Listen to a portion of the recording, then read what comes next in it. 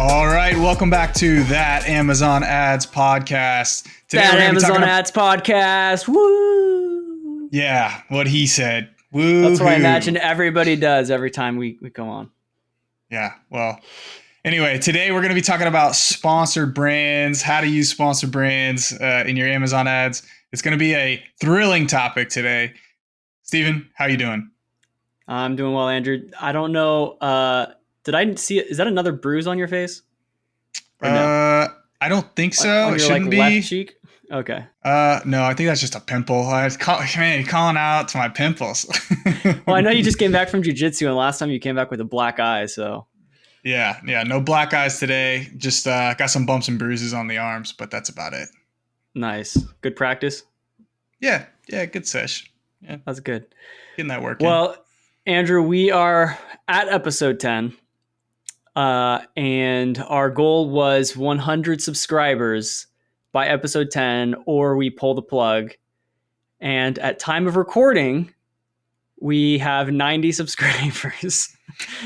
So we did not hit the goal, and we've got to end this show now. This will be our signing off message to you all in the deep 10th and final episode. Just kidding. It's by publication of episode 10. So at time of recording, there are only 8 episodes. And so I feel pretty good that we should have 10 more subscribers in the next 2 weeks. We can get 10. About that. Yeah, I believe it. Some exciting stuff lined up. We did get some YouTube comments. This came from Harris, who also connected with me on LinkedIn. So we've had some back and forth. Harris seems to be a very bright individual, and he left a comment on YouTube saying this was for episode 8 around, I'm sorry. Let me double check what episode this was. Yeah. Episode 7. Which one was keyword harvesting? Episode 7, I think. Yeah. 7 or 8. I think it was, yeah. On the keyword harvesting 8. episode, Harris said, episode 8. He said, love the episode, especially talking about setting your initial bids for keywords when you migrate them over for the search term reports. He said, I personally use search term impression share reports because it tells me the impression share percentage and impression rank on specific queries and gives me an idea of how big the search query volume could be or what I can expect from it. Looking forward to the next episode. That is a great thought. And he also said, by the way, initial subscribers are difficult to reach, but I'm sure you'll meet your goals soon. We hope so too, Harris. But yeah, we responded to that. That actually was a great thought that I'm not sure that we considered. But yeah, we talked about using a search term report for harvesting keyword candidates in episode 8. And we talked about some different criteria you could look at to get a sense of the volume because you don't want to pull in one-off random keywords. And yeah, Harris's idea here was to use the impression share report because it's still going to have all of that search term data for you, but it's also going to give you that impression share percentage, which is a little difficult to calculate. But essentially what you need to do is you need to take the sum of all your impressions for that search term and then divide that by your impression share to kind of get an estimate of how many possible impressions are there for that. If that sounded really confusing, don't worry. We've got another episode planned where we're going to go into all of the different reports and give you some more context on what these reports mean, how you can use it. But that was a great thought from Harris. Andrew, I don't know if there's anything else to that you'd want to add or anything around any final thoughts from the keyword harvesting episode. No, not really. I mean, I definitely love that report, search term impression share report. I use that pretty often just to gauge, how we're stacking up against competitors on particular terms and, just measuring overall potential possibilities on that term that we could potentially tap into. So that's a great point from Harris there. Yeah, so excellent thoughts from Harris. Thanks for sending that, Harris. We'd love to hear all of your guys' comments, questions, other ideas, thoughts. So please leave us a comment on YouTube and make sure you are subscribing for not only to help us meet our goals, but the next episode, so this is episode 10, episode 11 will be our first Amazon PPC debate. We have 2 highly influential individuals coming on to discuss the topic of, is AI bidding the future of Amazon PPC? And we'll be hearing their perspectives. I think we're going to learn a lot. We haven't not recorded the episode yet, so I don't even know what to expect, but make sure you are subscribing, following us on whatever podcast, Apple Podcasts, Spotify, leaving us reviews too to help us out. And without further ado, let's jump into today's topic. All right. So today we have a Fun topic lined up. We're going to be talking about how to maximize your performance, maximize sales with sponsored brand ads. Sponsored brand ads are a awesome ad type. I love it. Super underutilized and under optimized, under perfected. And I'm excited to dive into this one, Stephen. Yeah, understood. Under understood. It's a good way to put it. Yeah. And that's a little bit understood. Maybe we should just say it's overstood. Two Okay, negatives make a positive. Yeah. getting a little tricky there. Yeah. So, well, sponsor brand ads. Let's talk about sponsor brands just a little bit. Like, what are they? Why use them? What's the benefits and all that. I think first thing that comes to mind when I think of sponsor brands is just that big headline ad that I see every time I search and anything on Amazon. There's that top banner ad right at the top there, nice picture, a couple products, a nice headline. It kind of reminds me of like an end cap of an aisle, like in a store. If we were comparing an online environment to an in-store environment, it's like that first thing you see when you're walking down an aisle. It's an opportunity for you to really display your brand, a collection of some of your products, and really get your foot in the door with those customers coming into the aisle for you. Yeah. And if you are an agency or a freelancer and you need to communicate to your clients a lot and help them conceptualize things, I always think imagining the Amazon store and all of our marketing products, thinking of a traditional brick and mortar store, almost everything, all of Amazon's advertising products function very similar to things that people are familiar with in their everyday life. So yeah, that end cap example, you're walking around and on those very ends of those aisles, those big banners that are promoting a brand that's deeper down that aisle, trying to kind of pull you in.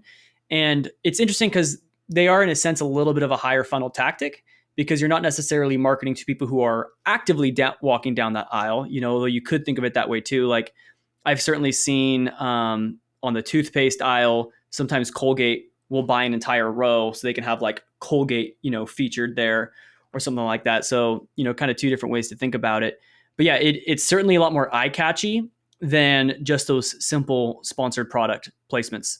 And so what we want to be talking about is basically how can we maximize performance on these sponsored brand ads, given that they're a bit misunderstood. And I mean, personally, I really love a lot of what we've been able to accomplish.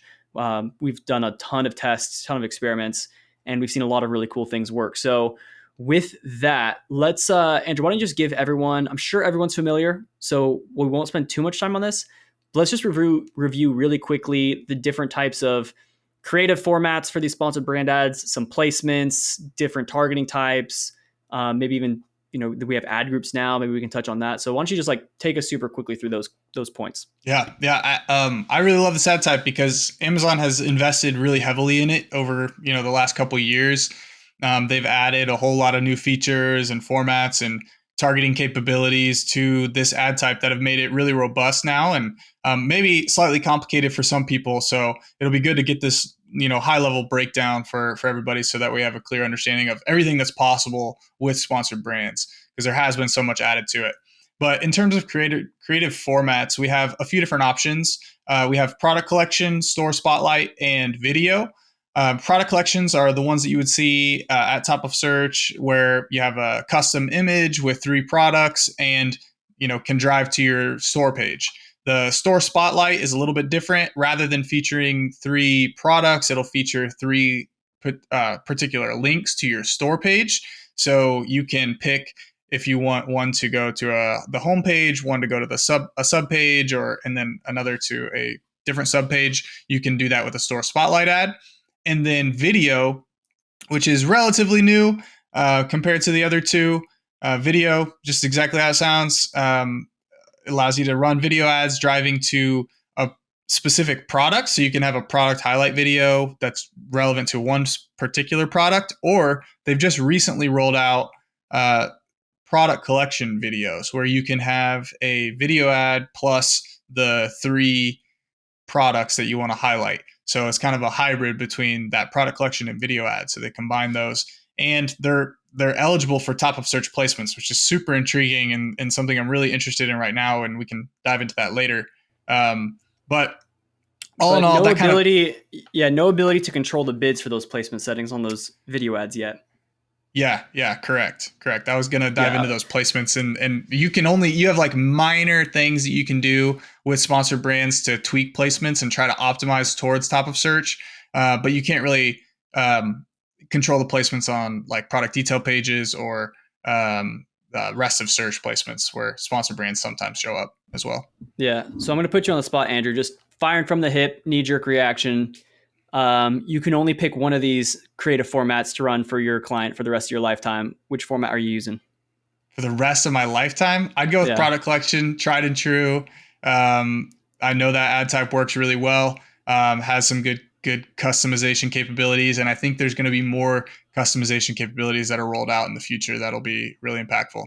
Yeah, the store spotlights that you said, rather than featuring three different individual products, where when you're featuring those products, it'll show how many reviews the products have, if it's Prime eligible.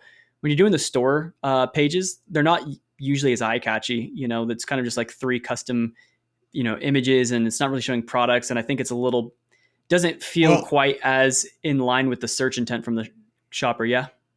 yeah, the store spotlight ones they have. I think you can do the creative image still, right? So you can still do that Mm-hmm. main image, and then you have the three links to the store, and then those three links to your storefront. They allow you to pick an image like from one of the products that's featured on that page. So you can kind of like customize it a little bit in terms of which images are associated with Yeah, which store page. that's But true. as far as like customization capabilities, it is a little bit more limited. Yeah, I just haven't seen as good performance with those. And I Yeah. have seen good performance with the videos, but the CPCs can get so competitive that I would likewise go with that product collection. That's where I've seen the best performance, where it's the CPCs are most affordable, and of the different variations for formats there, the performance is pretty strong. So next thing is, where are these sponsored brand ads showing up? They show up across a variety of things. We kind of touched on it a little bit right before this, but the primary placement that is most valuable, in my opinion, for sponsored brands is top of search. So right there on search result pages at top of search, that's the placement that's going to be the most expensive, highest priority. It's right there in front of customers when they search for whatever they're searching for. But there also are non-top of search placements, such as like typically you'll see them at the very bottom of search result pages down where you're going to change the page. There'll be a few selections there. I think maybe you can see them sometimes on the sidebars. I don't know if I've seen those actually. Now that I think about it, could be I'm not sure about on the misremembering. sidebars, but certainly all over product pages as well. But it's Yeah. interesting, it's a little different from sponsored products, because when you look at a sponsored products placements, campaigns placements, that is, it'll show you top of search, rest of search, product pages, and you can adjust those bids. You can increase your product pages or increase your top. With sponsored brands, they just say top of search and not top of search. And they just kind of lump everything else into that kind of other category. And while you can't increase your bids for top of search like you can with sponsored products, you can decrease your bids for not top of search on sponsored brands. And I don't know if they fixed it, but they used to have the ability to also increase your bids for non-top of search, which I'm not sure why people would want to do that, but that was an option for a little bit. But the default that Amazon's going to do is automated bidding, which we don't really know what that means. But essentially, Amazon will automatically adjust your bids for non-top of search placements. We typically turn that off and put in a manual adjustment. We'll do another episode coming up probably in a few weeks, talking about how to calculate what these placement percentages should be for sponsored products and sponsored brands. So stay tuned for that. Around targeting, Andrew, I mean, these sponsored brands are virtually identical to sponsored products. I mean, we don't have auto campaigns, but the manual targeting is essentially the same, right? Or is there anything different there? Yeah. For the most part, it's pretty much the same. You still have the ability to target keywords. You have the ability to target ASINs or product targets, just very similar to sponsored products. You have the same match type capabilities, right? Like you have broad and phrase and exact. But with sponsored brands, there's actually one additional match type here that we can work with. Yeah. Do you want to take us I'm through that one? I know you're excited about it. yeah.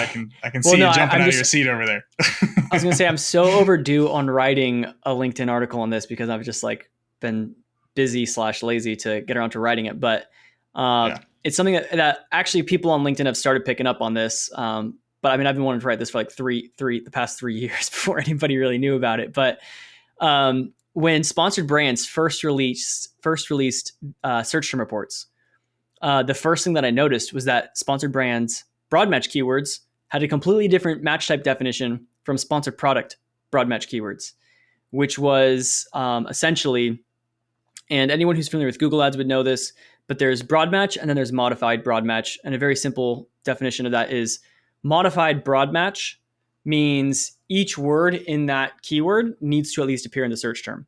So if I just typed in, or if my modified broad match keyword was red color pens, then all three of those words need to appear in the customer search term, but they certainly can be arranged. Someone could say pens for kids that are color friendly and also red or something like that. But all of those individual words of the keyword need to be in the search term. That's a modified broad match. A traditional broad match, and Google's definition is broad is very, very broad, and it will open up. You only need like one or two of like those. You don't need all the words in your keyword to appear in the search term. And in fact, sometimes I don't think you even need any. They'll open it up to synonyms and similar words. And so if we're bidding on shoes, it could pull in sneakers. And for the longest time, sponsored products were by default modified broad match, and Amazon just called it broad match. And sponsored brands were, when you were using that broad match, it would open it up to synonyms, different languages, automatic translating for Spanish search terms and all that kind of stuff. And the only way in which you could create a truly modified broad match keyword that is closer to the sponsored product type is you would have to put a little plus sign in between each word. So for the red colored pens example, you would do broad match and you have to do plus red, plus color, plus pens in order to get it to function the same way as a sponsored product. But now everyone started noticing that sponsored products started messing around and becoming more like sponsored brands. So who knows what the final state of these match types will be by the time this episode airs. But that is one thing I would be very cautious of. I personally do not use any broad match for sponsored brands for that very reason. On rare occasions, I will use that modified broad match, and I make sure to include those plus signs before each word, no space. So, and if you Google sponsored brands modified broad match, Amazon eventually released an article on it. And so you can look at that and get some more insight there. Yeah, that's a good point there. I think I've seen a lot of people talking about that. I think Amazon released it released information on it and then retracted it and then released it again. And then recently they've been messing with sponsored products and switching the broad match type up quite a bit, the definition of it. I think it was Amazon was hurting on sales because their online sales were flat. And so they needed to grow their online revenue. And they're they have all these dedicated Amazon reps telling everyone to spend more, and people don't really want to spend more because maybe the performance isn't there. And so Amazon's all right, let's just make all of those broad match keywords a lot broader. Go. And then spend goes show up on a lot more queries. Yeah. And then Amazon finally hits all their earnings expectations in the next quarterly report. Amazon AMS continues. Brought it in, baby. Yeah. Continues year-over-year growth trajectory for Amazon. Everybody else struggling. Thanks to broad match. All right. And what about ad groups, Andrew? Why don't you break those down for us? Yeah, ad groups. This is a new one. They just recently added this. It's very nice. It's going to allow us to do a lot of cool testing things and opens up a lot of capabilities for measuring performance on different creatives, different headlines, different product selections, and allows you a little bit more flexibility to rotate creatives as opposed to how it previously used to be set up. But so now these ad groups function very similarly to sponsored products. However, we kind of think of it like how with sponsored products, we recommend single product ad groups, right? With sponsored brands, now we can do single creative ad groups, and we can potentially test multiple creatives in different ad groups, and we can run different tests where we let one run for an extended period of time, 14 days, shut it off, turn another one on, targeting, same terms, same things like that. We can have that capability now, which is really nice. I'm glad that they did this. It's made managing some sponsored brands a little bit easier and allowed for a lot more robust testing capabilities. Whereas before, you would have to, in order to be able to test your creative, you would have to set up the sponsor brand, how you wanted it, let it run for 14 days. Then you'd have to go in, you'd have to update the existing creative, change things out however you wanted in order to be able to run a test. Whereas now it's a simple on-off switch between the two different creatives that you want to test, which is a great feature addition. Yeah. And yeah, before, if you wanted to test multiple creatives, you had to have a separate campaign for every single one because there were no ad groups. So if you wanted to test 5 different headlines, you'd have to create 5 different campaigns. It was just a nightmare to deal with. So having those ad groups, you can now have 5 different ad groups and have a different creative in each one, or you can just have one ad group, all 5 creatives in that ad group, and you can test it that way. We don't recommend that. I'm just saying it's something that's possible to do. Well, But typically what we've been seeing, right, like as we've been testing this, is that ad groups that have multiple creatives within them, a lot of times what will happen is Amazon will naturally just favor one of them really quickly. It doesn't even really and not even go through necessarily the best rotations. performer. Yeah. Right, right. We don't really know because it's not actually testing all the other ones. It usually just favors one right off the bat, and most of the spend will be allocated to that. And then even if you leave them in there for a long period of time, it still just funnels it all to one. So you have to have that manual input and manual control over it to actually get like the results of a true test with a sponsored brand, even with the ad groups. Yeah. But conceptually, I think the best way to think of it is, like you said, in sponsored products, we have product ads, which are basically just products, but at the same time, they're kind of creatives of their own. They're just creatives that look very much like organic listings, but those are our ad creatives. And with sponsored brands, we have the same thing. We have those product ads in there, just the format is different. And so the structure is virtually the same, just some of the campaign settings are different and the actual creative itself looks different. So that's just a super quick, simple overview of kind of what these are. And so, does anyone have any questions on that? No, No. sounds like they're all good. Okay, cool. All right. So with that, let's dive into some things about sponsored brand ad strategy and how you can use these unique creative formats to maximize your sales on Amazon. So before we talk about what to do with your sponsored brand ads, why don't, Andrew, you tell us what not to do? I always think it's a good idea to kind of rule Yeah. out some old bad habits. This is a good place to start because sponsored brands, I mean, if you just do a quick search on Amazon, you look around for a little while, you'll see some pretty unattended to sponsored brand ads. You'll see stuff with, just one product in it, not even have all 3 products available, which actually, got to give a little bit of credit. There's no notifications that are being sent out to you by Amazon telling you when your products go out of stock in sponsored brands. So keep an eye on that. But another thing is don't drive to a poor storefront. I think sometimes people get overeager with sponsored brands. They want to branch into new ad types if they're not currently utilizing them, and they neglect the actual conversion piece of things, which is the storefront in most cases. A lot of times, I don't actually know the data on this. I would actually like to look into this. What percentage of traffic is going from a sponsored brand to the store versus to a product detail page? Is actually clicking on a product page. I think we looked at this like last week, and it was like 90% was going to the store as opposed to like 10% going to the product pages. Is that right? Do you remember that? You know what? Let me double check. I could. Don't take our word for it. It was just something that crossed my mind as I was talking. Yeah, it was just crossed my mind as I was talking. But anyway, would be something cool to test and just look and see. Was it that high? No, I don't think it was quite that high. I'll try. We'll pull it up on this episode and we'll give the answer. But basically, an estimate on when, and what Andrew's saying is when someone clicks on the ad, if they click on an individual product, it'll take it to the product page.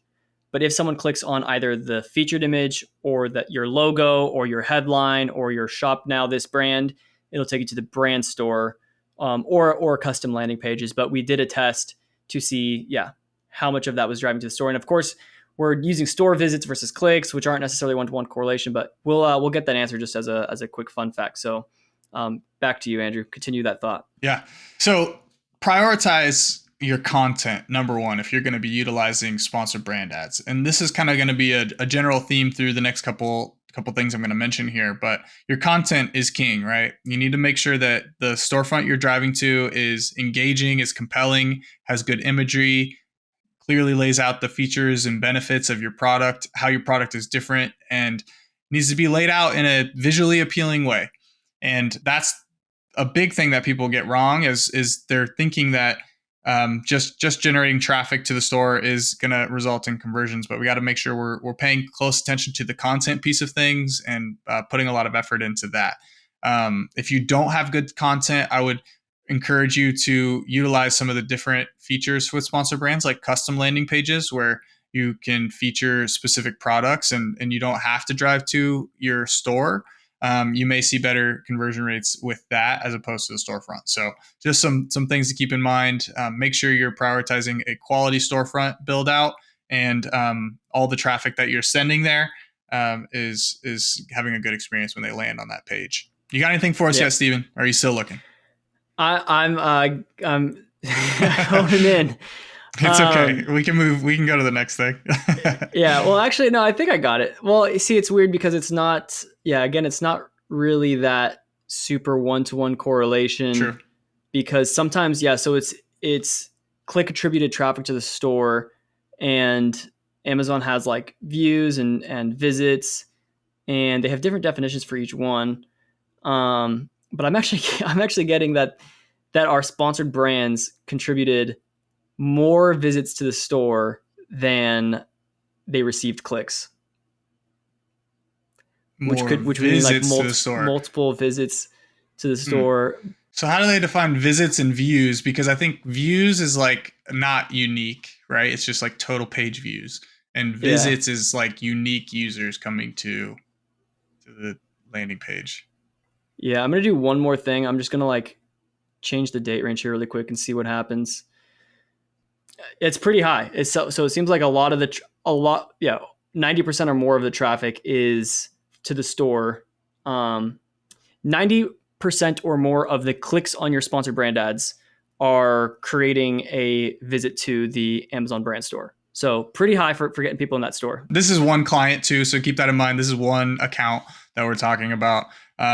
Would love to get some feedback from other people, like what you've seen with this, and just kind of get a idea of if that's a pretty common trend across sponsored brands. We'll have to do a little Yeah. more digging ourselves and see that. And yeah, that's all available in your store insights, by the way. So that's where we're pulling the data from to see the visits and everything attributed to the sponsored brand ads. So Yep. yeah, that's some really good examples. I have seen, it's been sad and embarrassing, but you see some sponsored brand creatives out there that it's like you can just tell by like how limited it is and what it's doing that someone made this sponsored brand ad as like a test campaign in like 2018. They just And forgot about it. they've never optimized it, and it's just like, yeah, I've seen some really bad headlines out there and bad creatives or even just misplaced, yeah, so these are expensive ads, so you can burn through a lot of money if you're not doing it right. Yeah, absolutely. I was gonna say the best thing is that these crappy ads that you see, a lot of times you just keep seeing them because those bids are just like set super high, just winning Yeah. placements like nonstop. So Yeah. yeah, I see those a lot. And yeah, I'm not sure how they're still winning, but either they're super not profitable or the Amazon ad reps are they're doing a deal under the table or something to keep winning that placement. But so one of the things that we have seen work really well, in addition to creativeness and catchiness and everything, is a strategy that we call single keyword headlines. And essentially, what those are is, and we can think of it. You can think of it as single keyword campaigns. You can think of it as single keyword ad groups. But essentially, what we're going to do in this strategy is we're going to tailor the headline to the customer search term. And you'd only want to do this for some of your super top keywords. And frankly, this idea kind of originated in Google Ads. People could look up SKAG, SKAG, single keyword ad groups. You'll see some really interesting articles on it, especially if you search SKAG's Client Boost. They have like a really detailed resource on that where you can learn more about it. But that's something that we can actually implement with these sponsored brand ads, which is essentially playing off a little bit of a component of psychology where if someone is typing in red colored pens or whatever, and the headline says the best red colored pens from whatever your brand name is, or shop red colored brands from yourself. There's something psychologically satisfying to the customer when they typed in red colored pens and red colored pens, like this is what we have in the headline pops up. There's something about that technique that gets the customer to realize this is a highly relevant ad and you see both the click-through rates and the conversion rates go up. Now you'd have to do a separate headline for every single variation of those different keywords. And so again, we only do this for like our highest volume keywords. Otherwise, we drive ourselves crazy with all the thousands of different headlines and creatives, and create a kind of a bit of an unmanageable situation for ourselves. But that type of a headline is going to perform, and I've tested this rigorously over the years. But versus just a catchy headline that's just like, if it just says high quality pens you can't resist or something like that, and then you feature some red pens, it doesn't perform as well as matching the search term red colored pens and like fronting that in your headline and keeping that at the very foremost. And then I usually like to throw a nice little like kind of action verb in there. So either shop now, discover, whatever, elevate, whatever is going to match your brand, match what you're trying to do. But that is that single keyword headline and kind of tailoring that. And there's a few different ways we can structure this. We'll probably do another episode where we talk more advanced about these structures and headlines. This episode is just a little bit more of a cursory kind of overview of some strategies to start thinking through for your sponsored brand ads. But because we do have ad groups, you can certainly do that where you can test out, have multiple different ad groups, and you're kind of going for this single keyword campaign idea. You're only going to be hitting red colored pens, phrase match, or phrase inexact, or something like that. You have 5 different creatives that are all making sure you include that keyword in your headline, but you might like play around with shop red colored pens, discover red colored pens, stylize with red colored pens, whatever you want. So you can test it on different ad groups, do some A/B testing, and yeah, that headline strategy has been really effective. Have you been running those, Andrew? Have you been doing that recently? Imagine writing with the smoothest red pen you've ever felt. Was that supposed to be a good example or a bad example? I don't know. I was just, for some reason, I was just sitting over here, and that's like the only thing I could think about was just like, I saw you start cracking a smile while I was talking. I was like laughing at myself. Just like, I was like, did I say something stupid? Yeah. No, not at all. Not at all. You were giving some examples. You were like, shop now, discover. And I was like, imagine writing with the smoothest red pen. I was like, that one would get me. Now, I would say there are 2 types of, okay, man, I made the best headline of my life. Oh, and here's another reason why, and that was not an overstatement. I mean it. The best headline of my life. But before I get into that, I am suspicious that Amazon may even index those headlines, because when I started doing this tactic and making sure that I make my headlines basically SEO-ified by including these keywords, when I was doing it, I wasn't intentionally thinking, oh, SEO value of the headline, Amazon index it. I was mainly doing it to capitalize on this psychology of showing the customer you have exactly what they're searching for. And when I did that, I saw that we started winning more top of search placements more easily, and that our CPCs actually seemed to come down, which is something that you typically see when a product has an extremely high relevancy, really good sales momentum, really high conversion rates, all those types of things. So I don't know if it's just because the creative itself was performing so well that Amazon gave us those benefits of better rank and all those types of things, a little bit of a discount on our actual CPCs for the relevancy factor, or if it was just being indexed. So kind of maybe both happened. Maybe part of it was we got indexed and we got better SEO, and that kind of influenced some of like the CPCs and placements. But then we also saw conversion rates go up simultaneously, or maybe it was the increase in conversion rates that drove everything else and the increase in click-through rates. So all really interesting stuff. I really like testing these different ideas and everything. But going back to what I was trying to say earlier, I will sometimes shy away from the SEO idea and like the single keyword headline idea if I can come up with an extremely catchy headline.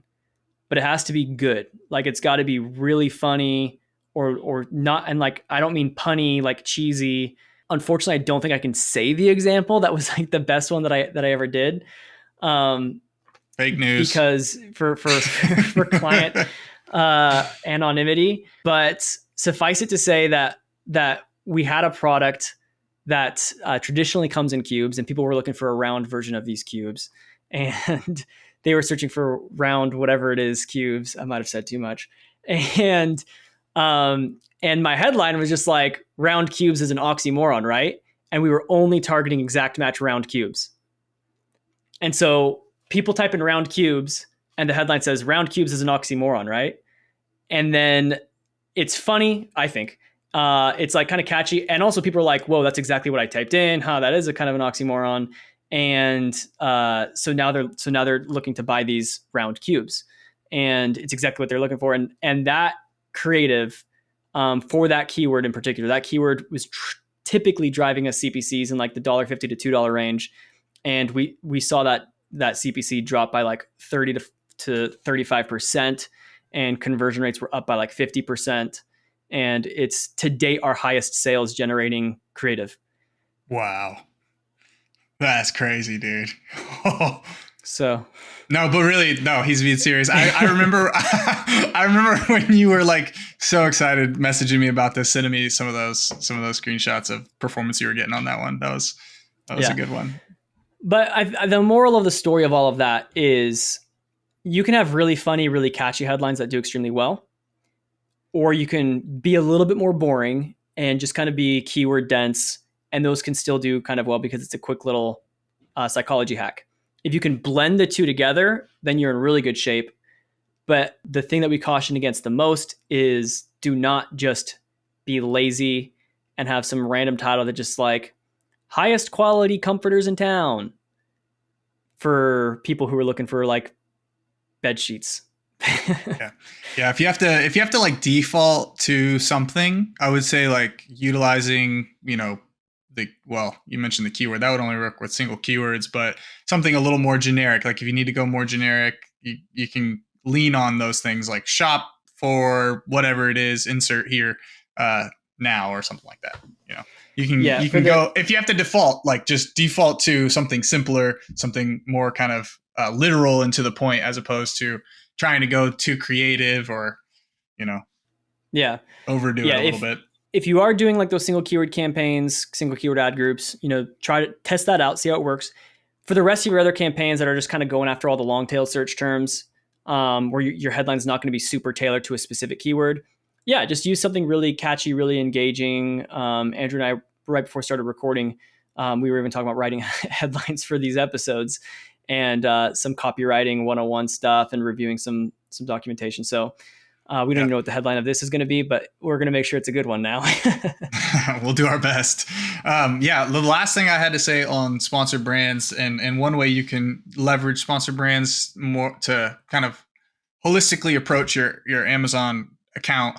One thing I like to do with sponsored brands is, given that it allows you to feature a few different products, if there's a new product that you come out with that's maybe an extension of an existing product line, or maybe just like a new size or a slightly new flavor or a slightly new color or something like that, that doesn't have a lot of reviews, doesn't have a lot of traction, you can feature this product with some of your higher reviewed products, some of your higher sales products, your typical drivers that you see, featuring that lower reviewed product within the sponsored brand product collection has shown to provide a little bit of more exposure to new products and generate a little bit of traffic and hopefully spur some initial reviews. But that's one other thing I've seen other people use, and I've used that one myself as well, to just kind of help sustainably get new products off the ground. It's not going to provide like a massive lift for you or anything. It's not like a ton of that traffic like we just found out is even going to product pages, but just using that within your sponsored brand strategy seems to provide a little bit of lift as well. And Andrew, something else for those product collections where your people can pick up to 3 products to display in those the sponsored brand ads. First of all, I think everybody knows we really love those top of search placements, because the other thing, especially with sponsored brands, is when they become not top of search, a lot of these creatives, they get compressed and you don't really see the full display of your logo, lifestyle image, catchy headline. It'll just be like a really tiny square at the bottom of the page that's like just your brand logo, and that's it. So those top of search placements are really important for that reason. But Andrew, I know you've done a lot of testing around lifestyle images, which we know that they perform better than not having a lifestyle image. Mm-hmm. So that's one thing that we've been testing. So certainly take advantage of those lifestyle images. The click-through rates go through the roof when you have it. But what can you provide any tips around those lifestyle images? I know around Prime Day, you had like one really interesting concept around kind of the Oh eyes yeah. of the subject. But anything Yeah. else, like you could share about that example and maybe anything else that you've learned over the years? Yeah. Yeah, just to speak to that example you mentioned before, I actually was at a marketing conference in New York in like 2016, and one of the things they were talking about was how you position the subjects of your ads or the people in your ads, and how you orient them largely determines what the customer or what the shopper actually looks at. So what they did was they had eye detection software, right? They had glasses on these subjects. They didn't know what they were doing. They came in for a test and they tracked what they looked at. And so they put up some ads on the screen, a couple different ones, and they tracked where they looked. So they did one with a baby that was facing the camera, looking at the camera like I'm looking at you right now. And then they had another one where the baby looked up at some text that was within the ad. And they found that the people who were shown the baby ad that was looking at them, primarily the place they looked was at the baby, because we're humans, we're facial visual creatures. So naturally, our when somebody's looking at us, our natural inclination is to look back at them. And so they saw a lot of people looking at the baby. Whereas in the other one, where the baby was looking at the text, they saw that a majority of the visual focus was on the text that was within the ad. And so the way we can utilize the same approach within sponsored brands is that when you use that custom image, definitely use that preview to kind of get an idea of what that looks like and how that's going to actually display to the end shopper. And you can start to experiment with using images where the person's kind of looking over at the product that you're promoting, or maybe that product is featured in the lifestyle image and they're looking over at the product, or they're looking up at the headline, and it's just going to naturally draw the shopper's eye to your headline, to the product, the specific product you're highlighting. There's a lot of different benefits to it that could potentially increase overall clickability, click-through rate, and get the attention of shoppers to look where you want them to look. And that's just one Yeah. little creative strategy you can use. Where do I want you to look, Andrew? Where do you want me to look? Yeah, I You was want me to trying to look direct at? you with my eyes. Do you want me to But then look at I that? don't know really. I was trying to look at also where my camera was so I could see what I was. I was trying to direct you to my diploma there. Yeah, I you don't think it showing worked. off, I got man? too confused by the webcam.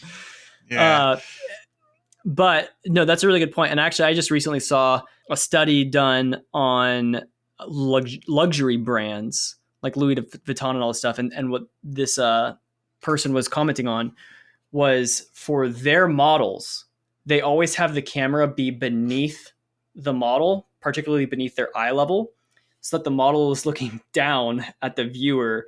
And it's just like you're putting them on a pedestal and they're looking down on you like you're small and insignificant. And it esteems the brand in that sense. But it's interesting because, yeah, our eyes look straight. It doesn't matter if um, if the model isn't necessarily like physically beneath you, your eyes glance up to where their eyes are on the page, and you're looking up to them. So yeah, very Yeah. interesting how all that works. So point there is if you have all these, Amazon might fix it, but if you dump a bunch of different ads in one ad group, Amazon seems to really, I think something's broken. It seems like they struggle to really either evenly distribute the impressions, and even if you try to pause one and unpause another, I've still sometimes seen issues where the other ads just won't deliver. So highly recommended to put them into separate ad groups and test out those different lifestyle images. Also, Andrew, I don't know if you have any kind of experience with if there's even a human at all in the lifestyle image versus something that's just like a close up of the product. Someone Hmm. selling like a water bottle. It could be someone who is like holding the water bottle, smiling, or it could just be the water bottle sitting on like grass with water droplets on it or something like that. Yeah, there's a lot of different ways you could go with the creative assets and sponsored brands. I mean, it's hard to give like a one size fits all kind of recommendation for what Yeah, I'm type of sure. creative you should use, because it's Yeah, like each brand's going to have different stuff. They're going to have different yeah, things, but I think in general, like if you're going to do a product, just like display the product being used in a scenario or a situation where it's, most likely to be used by the person you're selling it to.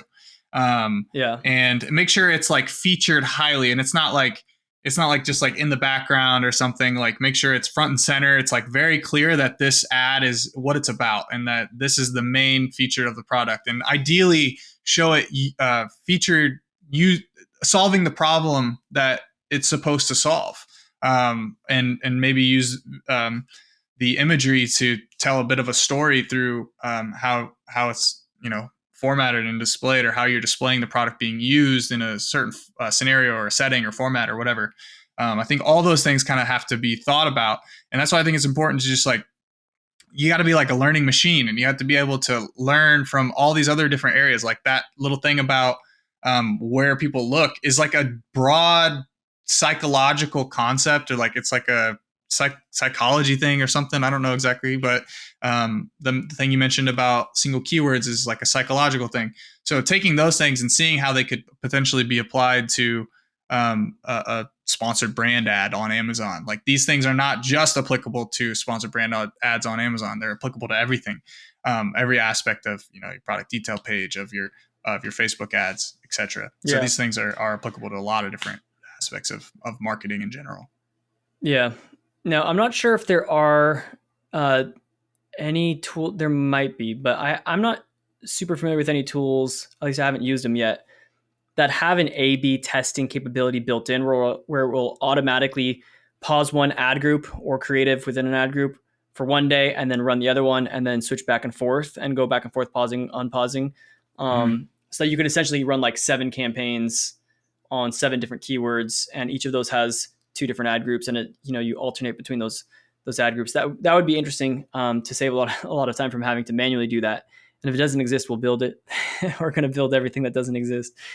And when you are doing those A/B tests, one thing that's important is that you are only changing one variable at a time between test A and test B, or version A, version B, I should say. So, for example, you don't want to do, okay, creative A is, I'm going to use this headline with no human figure in the lifestyle image, and I'm going to do these 3 products with worse reviews, and I'm going to do it against these keywords.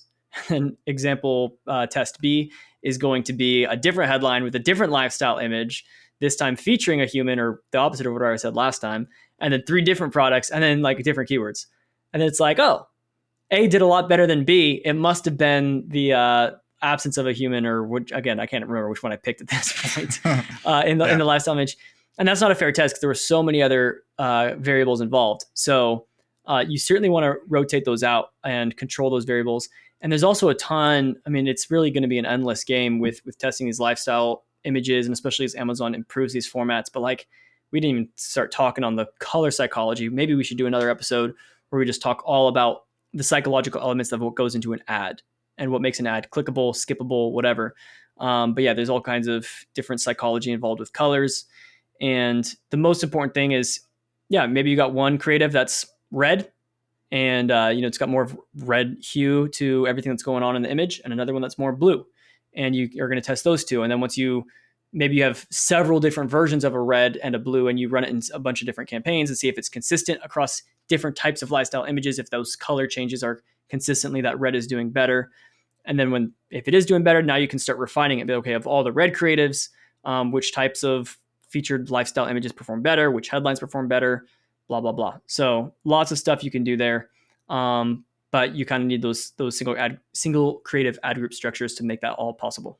Yeah, excellent point, Stephen. Definitely make sure you're allowing for one changed variable within your tests and your A/B testing. Make sure you're not changing a whole bunch of different variables. You got to have your control group and your variable that you're going to be switching out and testing. So definitely do that to make sure you get the best results and the best output of your tests. But yeah, I mean, Steven, other than that, we could go on and on about sponsored brand ads. There's a ton of things we didn't even like really begin to scratch the surface on, like all the new things that are rolling out with video and we said this episode should not exceed 30 minutes, and then I think we just got carried away. Yeah, we talked for like almost 40 minutes or something. We realized once we got going, we're like, actually, we could talk about that, and colors. Yeah. Oh, yeah. More episodes coming. Yes. Yeah. Do you have any final thoughts to wrap us up, close us out on this subject? I am empty, man. Sponsor brands, I'm done with you for today. Yeah. Yeah. We'll certainly get more in depth with it. We'll be talking more about sponsor display, all kinds of stuff. We certainly have years of content to come. So provided that at the time this airs, we are at 100 subscribers. And if we are, the next goal is 1,000 subscribers or we pull the plug. Just kidding. We're having fun. I'm getting smarter every time we do this, just getting to force myself to think through these subjects and kind of put into words things that I think about, but don't always get the opportunity to kind of actually verbalize. So thank you guys for listening, for making this all possible. Andrew, why don't you send us off? We will see you next week on That Amazon Ads Podcast. See you guys.